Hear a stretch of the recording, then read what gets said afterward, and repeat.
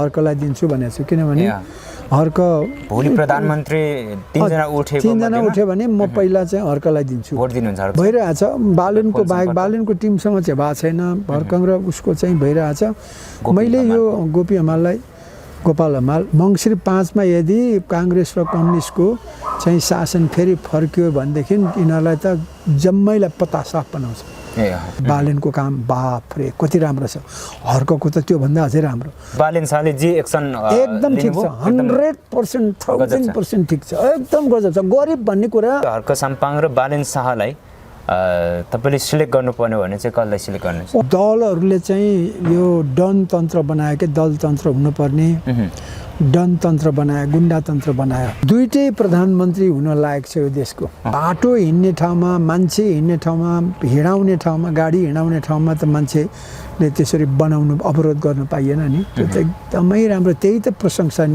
गर्न लायकको छ कि मूल ठाउँमा काठमाडौँको मुटुमा जबकि मधेसीलाई मान्छे गन्दैन थिए बालेन शाह मधेसीलाई जितायो काङ्ग्रेस एमाले माओवादी जसपाहरूलाई चाहिँ पछाडि बस र अब नयाँ स्वतन्त्र मानिसहरूलाई जस्तो बालेन हर्क र चाहिँ गोपाल जस्तैलाई स्वतन्त्रहरूलाई खोजी रोजी छान्नुपर्छ विश्वको सर्वोच्च धरातलको आवाज महाकुलुङ अनलाइन टेलिभिजन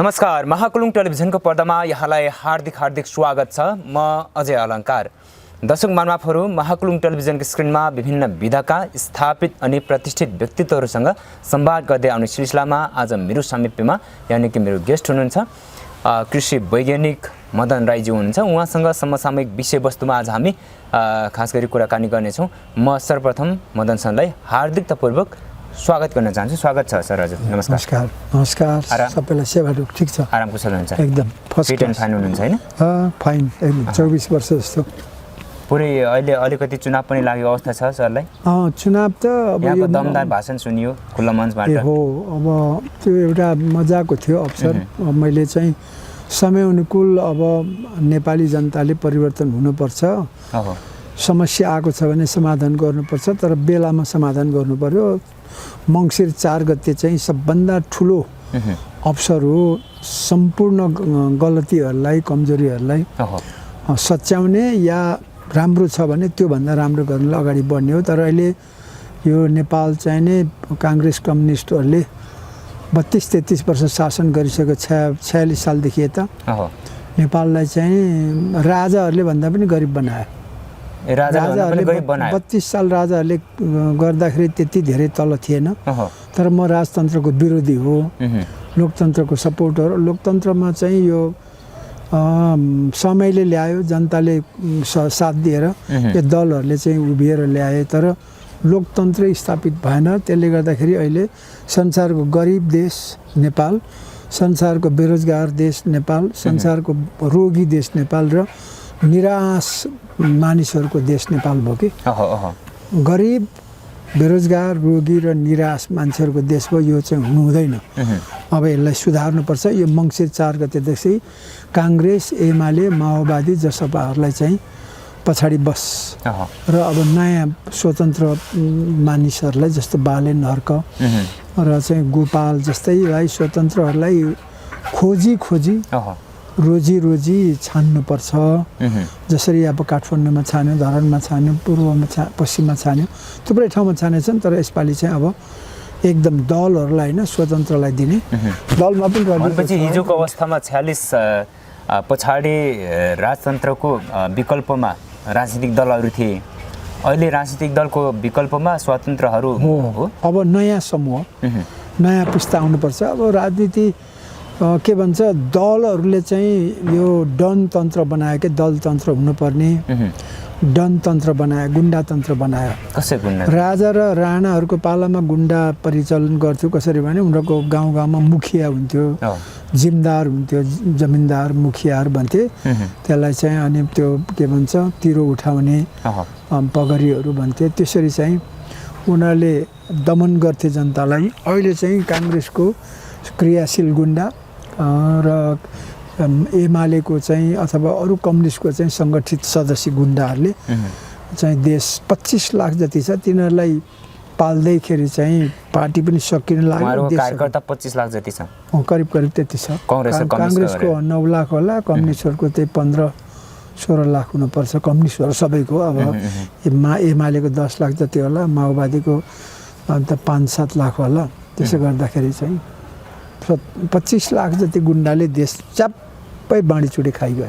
अनि तिनले चाहिँ पख्लास भनेर धम्क्याएर पहिला त्यो मुखियाहरूले धम्क्याउँथ्यो नि, जिम्मेवाल राईहरू पगरीहरूले, त्यस्तै अहिले ठ्याक्क। अनि पञ्चायतकालमा चाहिँ ऊ गर्थ्यो, के भन्छ, मण्डलीहरू हुन्थ्यो नि, चुनाव त हुन्थ्यो त्यस बेला पनि, तर राजाको मान्छे अथवा दरबारको मान्छे भनेर उठ्थ्यो, उसले जितिहाल्थ्यो। अहिले पनि यो चाहिँ काङ्ग्रेसको मान्छे, हाम्रो मान्छे यसलाई भोट हाल भन्छ। तर लोकतन्त्र त्यो होइन कि। लोकतन्त्रमा चाहिँ दलभित्रको जस्तो के अरे उम्मेदवार पनि मतदानले छान्छ।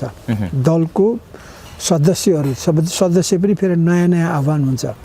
प्रत्येक चुनावको बेलामा दलले टिकट दिनु पर्दाखेरि त्यो दलको सदस्यहरू, नयाँ सदस्य आह्वान गरेर सदस्यहरूले चाहिँ भोट हालेर अनि उसलाई जिताएर पठाउँछ र मात्रै अनि जनताले चुनिएकोलाई चुन्छन्। होइन, यहाँ त अहिले टिका लगाएकोलाई यो मेरो हो, यो कोइराला पक्षको, यो चाहिँ देउबा पक्षको, यो ओली पक्षको, यो माधव पक्षको, यो चाहिँ यो प्रचण्ड पक्षको, यो चाहिँ अत्तर पक्षको भनेर पक्ष अहिले चाहिँ यो व्यक्तिगत कम्पनी जस्तो भयो कि। राजाको पालामा पनि फेक्सन हुन्थ्यो नि, सूर्यबहादुर पक्ष कि को पक्ष, भित्र पक्ष बाहिर पक्ष हुन्थ्यो। अहिले चाहिँ त्यो पटक्कै लोकतान्त्रिक भएन। लोकतान्त्रिक भनेको चाहिँ प्राइमेरी इलेक्सन हुन्छ कि। प्राइमेरी इलेक्सन भनेको पार्टीभित्र सदस्यता आह्वान गर्छ। जस्तो ल है, अब मङ्सिर 4 गते चुनाव हुँदैछ, पार्टीले चाहिँ टिकट प्रदान गर्नुपर्छ यो लड्नेहरूलाई। त्यसको लागि चाहिँ सदस्यता पनि आह्वान गर्छ। पार्टीको सदस्य लिनुहोस् र मतमा भाग लिनुहोस्, भोट दिने हो कि आफै उठ्ने हो।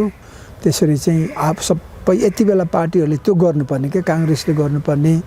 ल है, अब सदस्यहरू तपाईँहरू नयाँ बन्नुहोस्, जो आए पनि हुन्छ। आज पसेको सदस्य र 50 वर्ष अगाडि शेरबहादुर देउबा पसेको पनि सदस्यको समान चाहिँ अधिकार हुन्छ, महत्त्व हुन्छ। जस्तो आम निर्वाचनमा 120 वर्षको जेठी बुढी आमा र 18 वर्षको एउटा कान्छो केटाकेटीको पनि मतको मूल्य एउटै हुन्छ। त्यस्तै पार्टीमा पनि नयाँ सदस्य होस्, पुरानो सदस्य होस्, सदस्यहरू जस्तो एउटा पालिकामा अथवा चुनाव क्षेत्रमा 1000 भयो भने 1000 जनाले मत दिएपछि जसको धेरै भोट आउँछ त्यसले टिकट पाउँछ कि।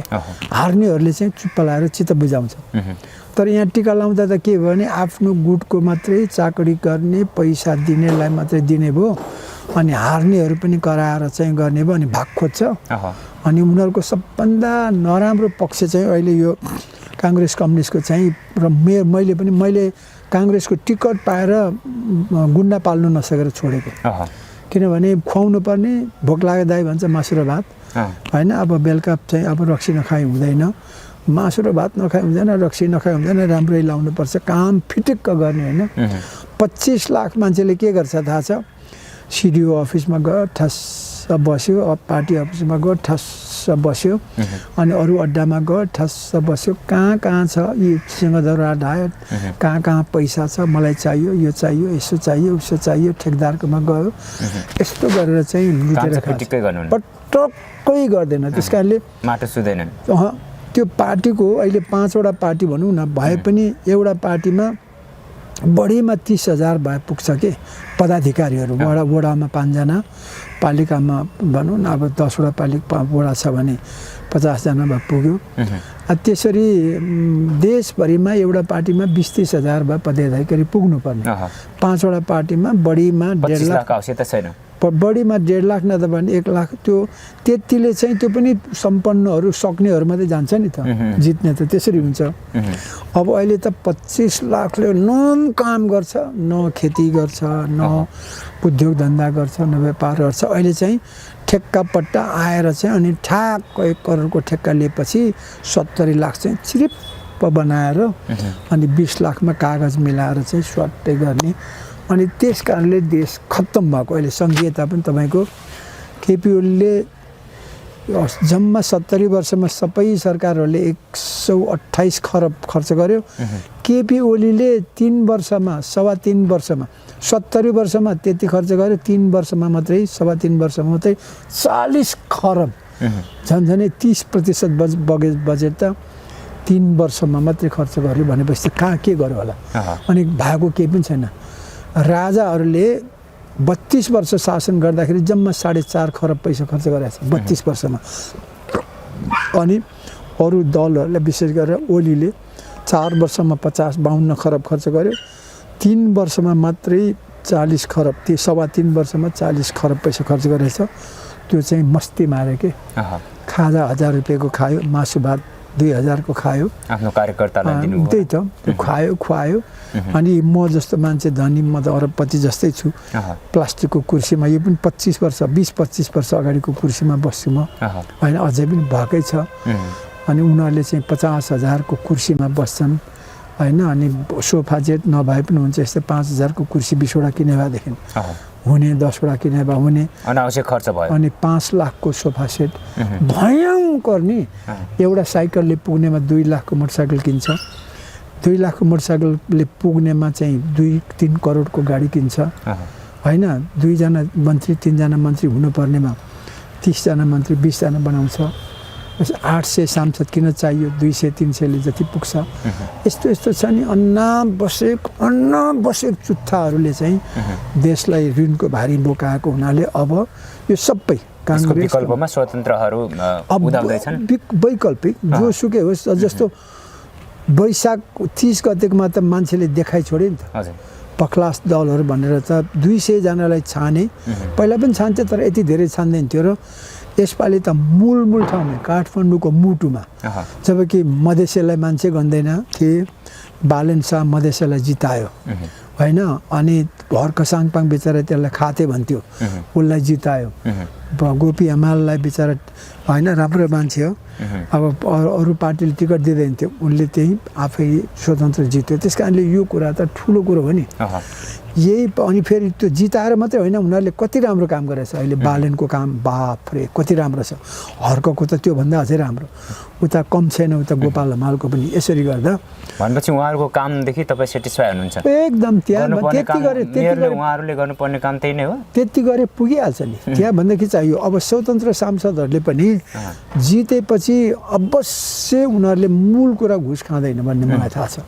अर्को कुरा सबै पढि लेखेका छन्, अहिले जुन उम्मेदवार दिँदैछन् नि जम्मै ग्रेजुएट छन्, धेरै जस्तो ग्रेजुएट छन्। र अर्को कुरा इन्जिनियरहरू छन् धेरै जस्तो, इकोनोमिस्ट छन् होइन, एकदमै स्पेसलिस्टहरू छन्। हो यस्ताहरू आउनुपर्छ के, जान्ने बुझ्नेहरू र घुस नखानेहरू, घुस खान नपर्नेहरू। यति गऱ्यो भने पनि घुसै मात्रै खाएन र काम चाहिँ इमान्दारसँग गऱ्यो भने पनि धेरै ठुलो परिवर्तन हुन्छ नि। अनि त्यसले के हुन्छ, यता देश पनि बन्दै जान्छ, यता त्यो दलहरू पनि सच्चिँदै जान्छन्। कि सच्चिन्छन् कि मासिन्छन्, दुईटामा एउटा हुन्छ। जस्तो अहिले धेरै काठमाडौँ उपत्यकाभित्र, खास गरी काठमाडौँ महानगरपालिकाभित्र बालेन शाहले देखाउनु भएको एक किसिमको यो अनाधिकृत संरचनाहरू हटाउँदै हुनुहुन्छ, यसलाई कुन रूपमा लिनुहुन्छ? भयङ्कर हाम्रो बाबुराम भट्टराई जस्तो के अरे हाम्रो डिआइजी गणेशराज राईको सहयोगमा भनौँ न, र भाइकाजी तिवारीको सहयोगमा बाबुरामले कति राम्रो काम गर्यो होइन। त्यो ठुलो थियो, त्यो त्यसपछि आएर फेरि त्यो भत्काएको संरचनाहरूमै फेरि त्यहाँ टाँस्न थाल्यो कि। अनि अहिले फेरि भत्काएको थियो, त्यो आवश्यक छ। त्यो त बाटो हिँड्ने ठाउँमा, मान्छे हिँड्ने ठाउँमा, हिँडाउने ठाउँमा, गाडी हिँडाउने ठाउँमा त मान्छेले त्यसरी बनाउनु, अवरोध गर्नु पाइएन नि। त्यो त एकदमै राम्रो, त्यही त प्रशंसा गर्न लायकको छ कि। तर कतिपय चाहिँ अवस्थामा त्यहाँका व्यवसायहरूको अलिकति हामी पीडामा पर्यौँ, अन्यमा पर्यौँ। पीडा त तपाईँको हामीले हरेक ठाउँमा निकाल्न पाइएन, हरेक ठाउँमा पीडा हुन्छ भन्ने कुराहरू आइरहेको यस्तो छ। थाहा कसैले कोही अब त्यो भनौँ न अपवाद हुन्छ थाहा नपाउने, तर 2 महिना 35 दिन 2 महिनादेखि सूचना दिएर घरमा आएर बोलाएर छलफल गर्दा पनि त्यो घरधनीले दिँदैन भनेदेखि अलिअलि दुःख पाए। जस्तो मकैको त्यहाँ खोसेर नगर भन्दा पनि जबरजस्ती गरेपछि त खोस्नु पर्यो, खोसेर फालि नै दियो, जफत नै गर्यो होइन। तपाईँको गरिब छु भन्दैमा के अरे बाटो हिँड्नेमा त त्यहाँ अवरोध गर्न पाइएन नि त। गरिबको त ठाउँ छ नि। त्यसको व्यवस्थापन चाहिँ राज्यले गर्नुपर्छ। त्यो राज्यले गर्नु आवश्यक छैन, आफूले गर्नुपर्छ कि। राज्यले त घरभित्र पसल थापेर पनि भएन होला फेरि। होइन, जहाँसुकै थाप्नु पर्ने, पसल थाप्ने भनेको त घरैमा हो कि, सडकमा होइन नि। त्यो मोटर हिँड्ने सडकमा तपाईँ पसल थाप्ने कसरी मिल्छ? त्यहाँ सडक भनेको के हुन्छ? मोटर हिँड्ने एउटा हुन्छ, साइकल हिँड्ने अर्को हुन्छ, पैदल हिँड्ने अर्को हुन्छ। अब पैदल हिँड्नु मान्छे त्यत्रो 50 लाख मान्छे हिँड्नु पर्नेमा गएर त्यहाँ मकै पोल्दै चिया पकाउँदै गऱ्यो भने त अनि त्यो घरकोहरू चाहिँ कहाँ जाने? त्यत्रो पसलहरू छ, सटरहरू छ, त्यत्रो के गर्ने? त्यो अर्को गरिबै पाल्नुको लागि त गरिबको छ। गरिबलाई यदि रोजगारी चाहियो भने त पहाड जानु पर्यो कि गाउँ जानु पर्यो नि। गाउँमा बनमारा घारी छ, खेत। गाउँको 50 रुपैयाँवाला मान्छे यहाँ आएर गरिब भएको छ र चिया पसल गर्छ। माटो छुन जानु पर्यो, त्यो जानु पर्यो किनभने रोजगार त नेपालमा बेरोजगार कुनै छु भन्यो भने त्यो मान्छे अपराधी हो। किनभने बेरोजगार अनि गाउँमा गइसके पछाडि तपाईँको स्वास्थ्यको कुराहरू आयो, चार्टर ल्याउनु पर्ने स्थिति होइन, कहाँ त्यो बढ्दैन। म गाउँमा बस्छु, गाउँमा एकजना मान्छे मरेन कोरोनाको कालमा, सबै सहरमा काठमाडौँमा मर्यो होइन। त्यस कारणले गाउँमा त्यो हेली चार्टर गर्ने भन्ने कुरा त अपवाद हो। 5000 मान्छेको पपुलेसनमा होइन हो, त्यस्तो मान्छेलाई हेलिकप्टर त्यो त अहिले त्यस्तो पर्दैन के। लु हेर्नुहोस्, अहिले हेलिकप्टर एकदमै कम जान्छ। स्थानीय चुनाव भएपछि यो 5 वर्षमा हेलिकप्टर नै जान छोडिसक्यो। पहिला जब चुनाव नहुँदा कर्मचारीको बेलामा चाहिँ दिनमा मेरै गाउँबाट 3टा हेलिकप्टरसम्म लिएर आयौँ। अहिले म देख्दिनँ, किनभने अहिले बाटो बनिसक्यो, एम्बुलेन्स छ, जम्मै पुगिसक्यो। अहिले त्यस्तो आवश्यकै छैन। अहिले गाउँ त स्वर्ग जस्तो छ। मैले भने नि, मेरो गाउँ 9 दिन हिँडेर आउँछ खोटाङबाट, अहिले 9 घन्टामा पुग्छु म। अब 20 वर्षमा फ्लाइङ कारले 2 घन्टामा पुगिन्छ। अब अहिले म स्वर्ग जस्तो छ, इन्टरनेट छ, बिजुली छ, सबै कुन गाउँमा बिजुली छैन होइन? त्यहाँ गएर काम गर्नु पर्यो नि। यहाँ पनि पसल गर्नु छ भनेदेखि त्यहाँ बाटै अवरोध गरेर गाडी हिँड्ने बाटो, साइकल हिँड्ने बाटो, मान्छे हिँड्ने बाटो अवरोध गर्नु पाइएन। भनेपछि बालेन शाहले जे एक्सन एकदम ठिक छ, 100%, 1000% ठिक छ, एकदम गजब छ। गरिब भन्ने कुरा, गरिब भनेको त मानसिकता हो होइन। 40 लाखको घर बनाएर चाहिँ मकै बेचेर गरिब छु भन्ने मान्छे ठग होइन त्यो। जस्तो अहिले उहाँहरू दुईजनै लोकप्रियतामा हुनुहुन्छ। धरान उपमहानगरपालिकाको मेयर साहब हर्क साम्पाङ पनि आफ्नो कामले गर्दाखेरि एकदमै चाहिँ उहाँ पनि लोकप्रियतामा चर्चामै हुनुहुन्छ होइन। ठ्याक्कै हर्क साम्पाङ र बालेन शाहलाई तपाईँले सिलेक्ट गर्नुपर्ने भने चाहिँ कसलाई सिलेक्ट गर्नुहुन्छ? होइन, उनीहरू दुइटै समान उमेरले, हर्क जेठो छ, त्यस कारणले मैले भनेको थिएँ दुइटै प्रधानमन्त्री हुन लायक छ यो देशको।